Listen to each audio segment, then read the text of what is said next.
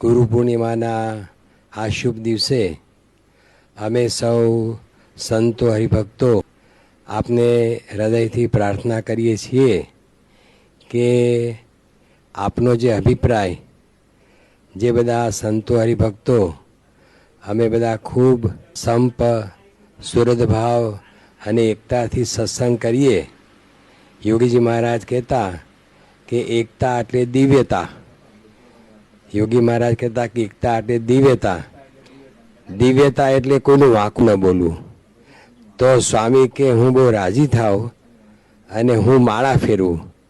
જે એકતા દિવ્યતા રાખે અને કોઈનું વાંકું ન બોલે તો હું એની માળા ફેરવું. એ જે યોગી મહારાજ બોલ્યા એટલે આપ બોલ્યા. આપનો અભિપ્રાય છે તો એ અમારા જીવનની અંદર સિદ્ધ થાય. આ ગુરુ પૂર્ણિમાના દિવસે અમે આપને પ્રાર્થના કરીએ છીએ. તમામ જે બધા સંતો હરિભક્તો બેઠા છે એ બધાના જીવનની અંદર, હૃદયની અંદર આ અભિપ્રાય બરાબર એ સિદ્ધ થાય એવા રૂડા આશીર્વાદ આજના શુભ દિવસે આપ આપશો.